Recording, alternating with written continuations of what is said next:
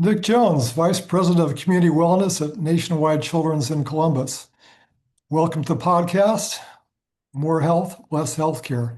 And as an intro, today's conversation, a few words are in order, I think, about just, really how important housing is. Affordable housing is really, to me, a central pillar of any population health strategy. It addresses a whole range of social and economic factors that are critical, to low-income families and marginal populations. And addresses, also the economic aspiration as well, like building intergenerational wealth, which is a mainstay of community stability. And, at the same time, it's this prospect of building a capital stack for hospitals to raise millions of dollars to put together this stack. This can be just overwhelming. And that requires learning new skills, even going beyond the comfort levels of at least many hospital boards of directors that I've worked with. It means really collaborating with dozens, not just a few, but dozens of civic institutions to launch a comprehensive initiative. And it means committing to the long game, not short-term investments, but the long game of investing in social infrastructure of the community. This is exactly what Nationwide Children's has done, and it's an absolutely fascinating and detailed case study presented in the Health Equity Case Studies Handbook. Really, I think one of the most compelling case studies in the handbook with numerous what and how descriptions and a lot of appendices. So, Nick, walk us through really what was the intent beyond this, beyond the healthy neighborhoods and healthy families as a long-term strategy. It's really impressive. It's a long-term strategy, I mean, truly an intergenerational strategy. Walk us through it, how it came about. Yeah, thanks, Peter, and thanks for having me on the podcast today. So yeah, Healthy Neighborhoods, Healthy Families really started a little more than 17 years ago because the hospital was in the midst of building a new inpatient tower Right. at the corner of where we sit and have sat for over 100 years at that time. But our board and our senior leadership said, if we're going to invest huge dollars in creating this inpatient experience, but still seeing our neighbors literally across the street from us facing poor health outcomes. We need to do more. Not just as a good neighbor, but as an institution committed to children's health outcomes. So that's why we started the Healthy Neighborhoods, Healthy Families initiative to invest really in the community immediately to the south of the hospital and really look at ways that we could support children's health with these upstream type of investments and interventions to realize best health outcomes. Well, I mean, it's not just one or two programs. You have five different prongs. Walk us through what are each of the prongs and why that particular prong? Yeah. So we really take a housing first approach to this work. And so affordable housing is at the forefront of what we do. And we do that in three ways through creating home ownership opportunities, affordable rental opportunities, and then providing home repair grants to existing homeowners in the community. We also have an economic development prong, and that looks at everything from workforce development to individual financial coaching and folks setting financial goals for themselves and how we can support them to reaching those. To looking at some of the infrastructure in the communities that we have healthy neighborhoods, healthy families, and how we can support that work that is beneficial to a mixed income community. And of course, the third prong would be wellness. And so that's Right. just kind of who we are at the core. And that's providing access to kids and families where they are, whether it's through our primary care network and the locations that we have in our communities, or with our school-based health, behavioral health services that we offer in local schools. Education is the fourth prong, and that's everything from ensuring that our babies really are reaching their first birthday, but then becoming kindergarten ready and having quality early learning through post-secondary supports. And then the last is community enrichment, and that's really how we invest in community-driven work that the community thinks is important, like leadership academies, like festivals and social gatherings, but anything that can create that social cohesion, but also that the community is bringing to us as things that they think are important. So five prongs: housing, economic development, wellness, education, and community enrichment. All right, the big question is the capital stock stack. How did you put it together? Because Yeah. it really funds each type of housing issue, which is really impressive. How did how did it come together that you knew what the capital stock was going to have to be? What did you have to do to basically get your arms around that? Yeah, so when we started our housing initiative, we really focused on two areas: home ownership and um, home repair.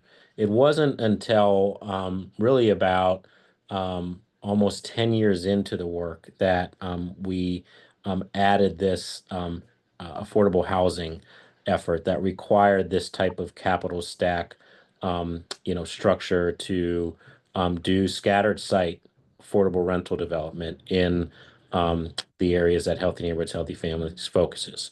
And our partner, Community Development for All People, which is a faith-based community development corporation on the south side of Columbus, has been in partnership with us in the housing work from the start. And their founding executive director, Reverend John Edgar, was very influential in what mechanisms can be used to create affordable housing. The capital stack being at the forefront of that. We were also lucky enough to have a CFO who now is our Yeah. CEO, who understands all of the financials and is able to talk all of that finance language that folks like me maybe aren't as skilled at, and really work with a local housing syndicator to bring this capital stack together that has experience in bringing together financial institutions, private philanthropic investment, public money through partners like our city and county, to really make something like this work and to establish at that time a $20 million investment to create 150 affordable units. And that was just, we got the right partners at the table, folks that had experience in doing the work or had the know-how to do the work, and put it together. So who are the right partners?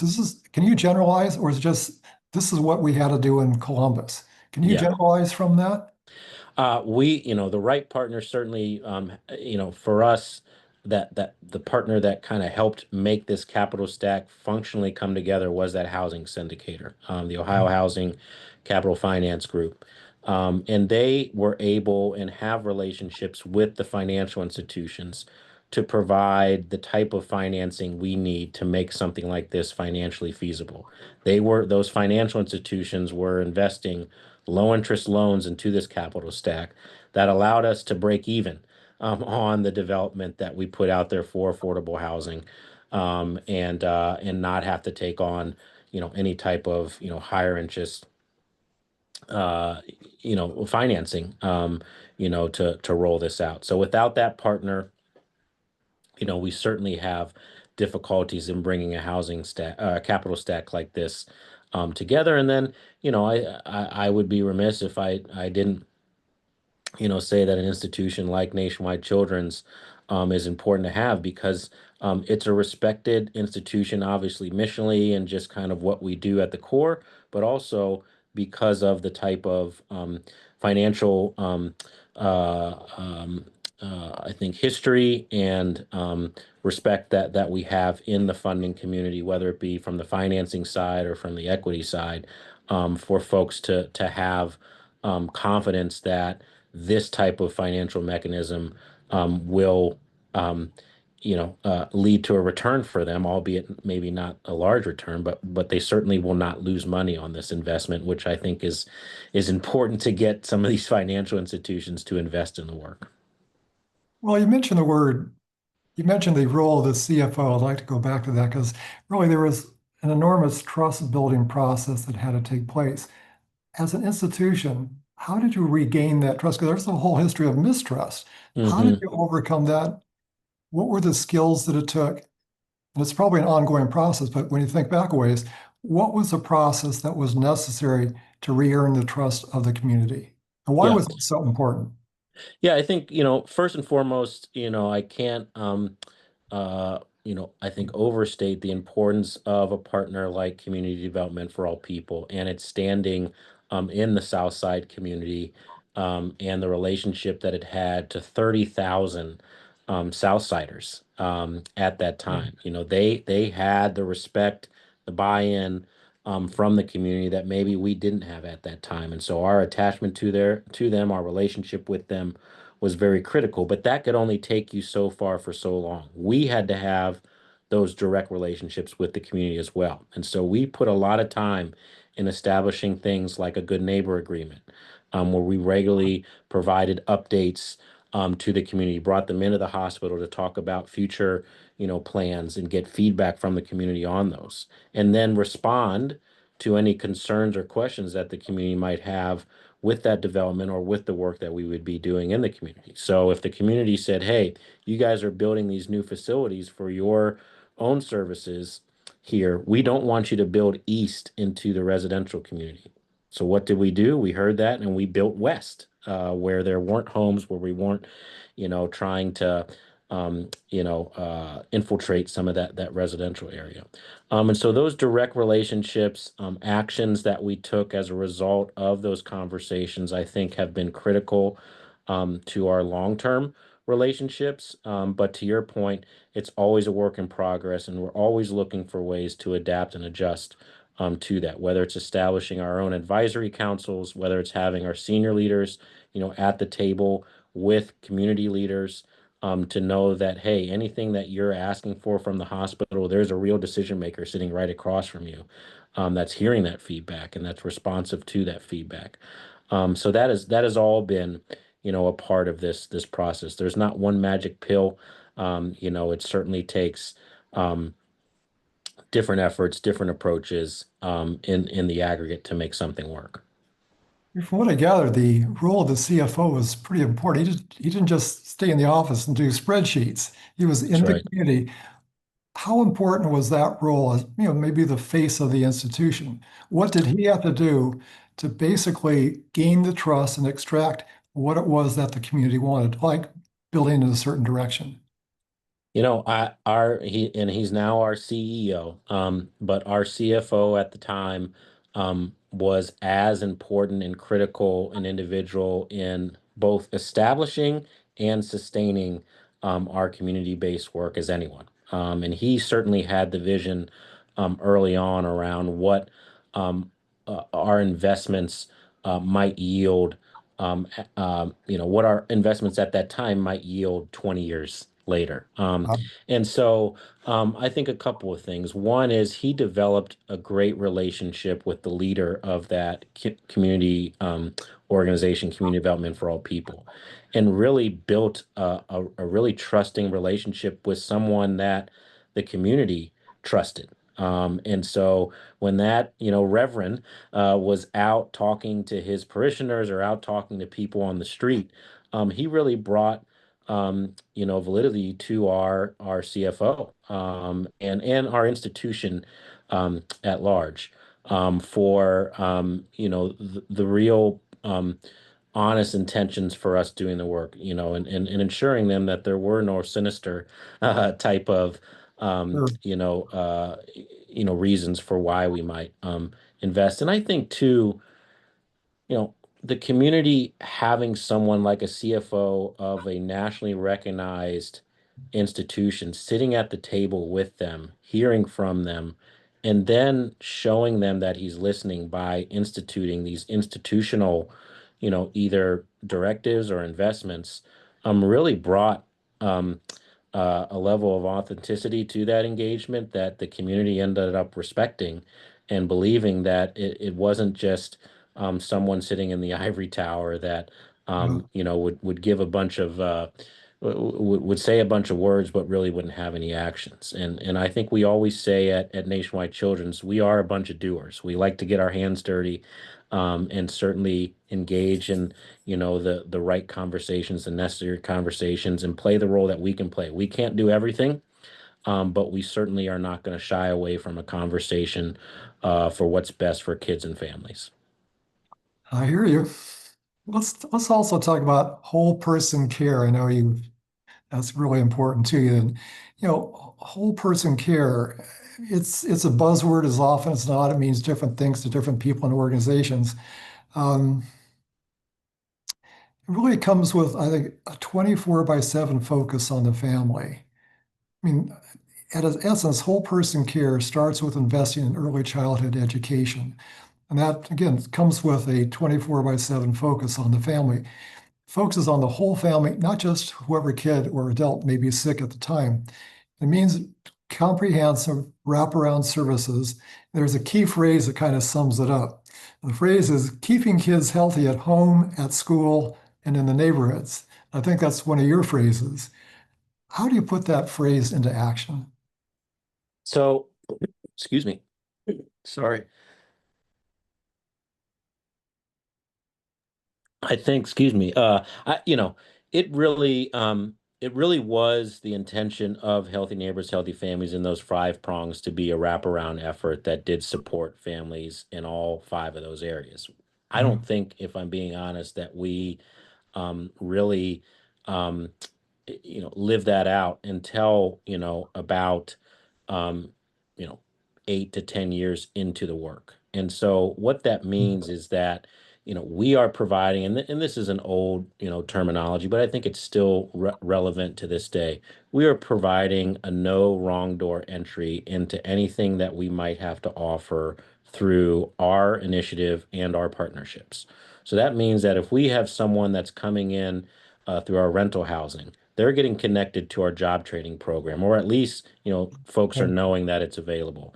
If someone's coming in through our kindergarten readiness program, we're saying, hey, did you know that we have housing available? Did you know that we have school-based health services at the school that your soon-to-be kindergarten will be going to next year? And so, the expectation is that once we have a touch with the family, a relationship with the family, we're focusing on the whole care and everything that we can provide. Are they connected to, a provider where they're getting that well child check every year? Right. Are they making sure that they know that we have a free tax assistance program and they're bringing their taxes to us? And so it's looking at that holistically and ensuring that any type of barrier that they are navigating, that we have some type of protective factor that can address that, either directly through what we have to offer or through a partnership that we may be supporting. Yeah, I was struck by one of the comments in the case study that the tax preparation assistance program, it has returned what, some millions of dollars to the Yeah, community? Is that right? over $5 million Wow. in the last 5 years that we've been doing it. I mean, it seems so obvious, right? In retrospect, that's community It it building. it does, but I think, and with all this work, quite honestly, Peter, a lot of this stuff I wouldn't say is necessarily innovative in the fact that all of the things that we're doing have been discussed in academic journals and research and practice for decades. But I think, again, what makes our work successful is that there is a real ingrained um, uh, uh, just effort and belief that we have to do this type of work and investment if we are going to ensure that our kids are able to live out their hopes, dreams, and aspirations in the future and be healthy. And so you just have to have that will to be able to commit to the work. Start small, but certainly that will to be able to commit to the work and know that what you're trying to address wasn't created in a year or 5 years. And Right. so, the results necessarily aren't going to be seen in a year or 5 years, but over time they certainly add up and create healthier communities. I mean, Really seems like applied common sense to me, but it's not very common. Yeah. Hey, let's look at your population health program overall. What makes it both effective and sustainable? So I think there's several things. I think one, we have partnered with a variety of community-based organizations, public government, so city and county, private funders, financial institutions, school districts, everyone that, one is having some type of touch with a kid and their family, but Right, two, um, folks whose goals are aligned with ours, to create some type of one measurable but two sustainable investment in the work. We're not trying to create something that's duplicating what's out there or that's really just chasing the money. I think secondly, we are affiliated with an accountable care organization. We have the oldest accountable care organization, pediatric accountable care organization in the country, Partners for okay. Kids. So we assume financial responsibility for almost 500,000 kids on Medicaid in the state of Ohio. That means that we want to ensure that all of our kids are getting the necessary care and that they're not, having to, eh, you know, live in, unhealthy or be exposed to unhealthy type of communities or situations. And so there's certainly a financial um, motivation to make sure that our patient families have access to the right care, but two are living in healthy communities. So that certainly has been, an underlying motivation for this type of population health work, and our Partners for Kids team does as good a job as any in ensuring that kids' care is coordinated in the right way and that they're accessing the care that they need. Just want to make sure I heard this correctly. As an organization, you go at risk, financially at risk for 500,000 kids? That's right. Wow. Uh, End of conversation. I wish I could say that about every major hospital in the country. All right, so in terms of impact, what are the outcome? You've been, doing this for a number of years. What's the impact in terms of outcomes? Yeah. So we established something called Pediatric Vital Signs, which looks at 8 population health measures for the county at large. And part of that work is to use our Healthy Neighborhoods, Healthy Families geography as the petri dish for the measurements in those 8 areas for the county. And so we're looking at things like high school graduation, kindergarten readiness, child mortality, infant mortality, and we are seeing real measurable results in our H&HF geographies attached to those areas. We're seeing higher graduation rates. We're seeing growth in kindergarten readiness. We're certainly seeing, impact on the infant mortality rate, and that's an ongoing challenge, especially when you look at the disparity rate. But Yeah. certainly seeing some progress in those areas. So, from a long-term perspective, we're starting to see some good growth in those areas. We also, though, are not immune from doing some widget counting. So we just passed our 1,000th home impacted since we started this work almost 17 years ago. We are now have over 2,000 employees who live who live within our H&HF geography. So we are hiring from our communities and ensuring that folks are in livable wage career pathways.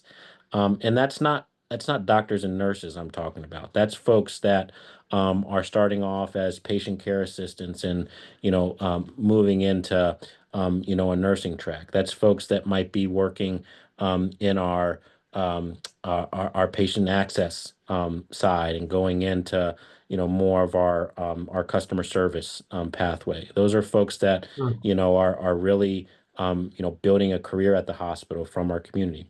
And then things like the tax program that you just mentioned, returning $5 million directly to our community, not charging families to take part in that. So that's $5 million that's going directly into our community's members' pockets. Those are all, I think, outcomes that we've been proud of, and certainly that we celebrate at both, an immediate timeline, but also as we look into the long term of what type of impact we might be having.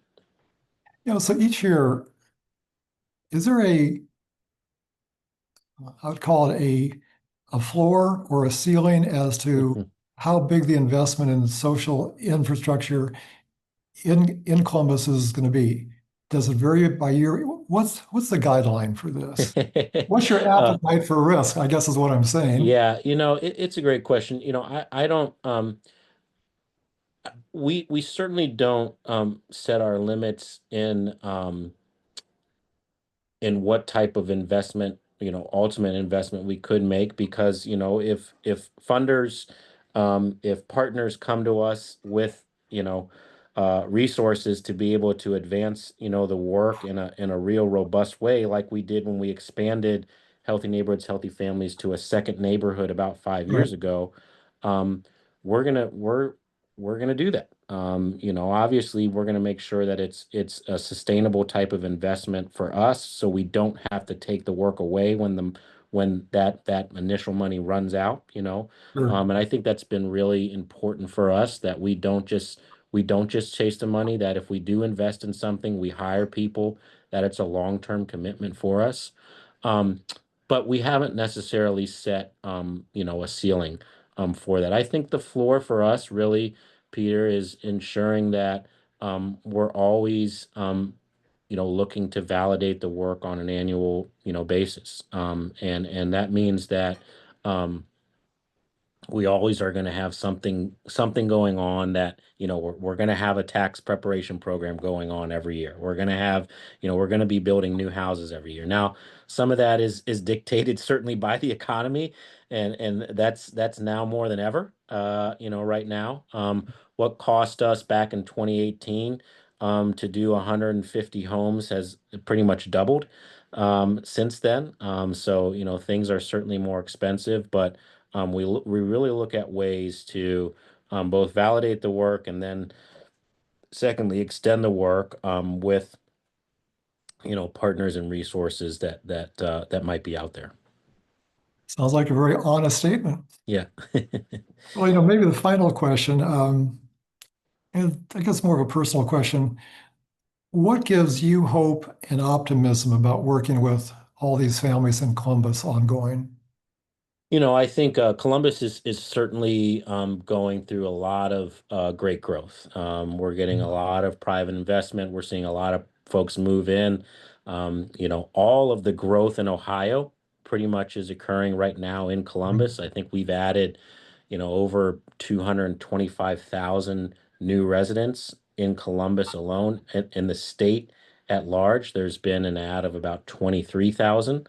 And so there's a real draw to Columbus.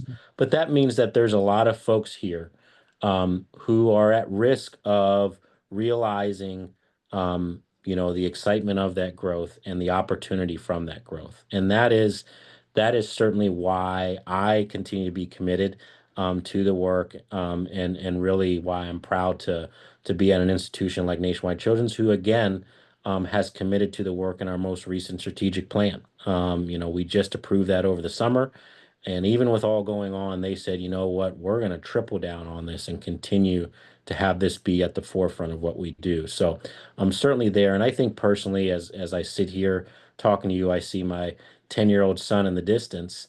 And I want to make sure that I'm doing what I need to do to create as healthy a community and environment for him to do whatever he aspires to do in his life, and that he can be proud of his dad doing. Good comment. Well, Nick, thank you so much for sharing all of what you've learned and the organization itself, and really for making just a very, very significant contribution to this book, the Health Equity Case Studies Handbook. I think your presentation in the book it's really inspiring. It can be, you are doing it. That's Not great. only is it theoretical, you are doing it. And your work has been really inspiring. So thank you. Thank you, Peter. Thanks for highlighting our Yeah. work and really appreciate it.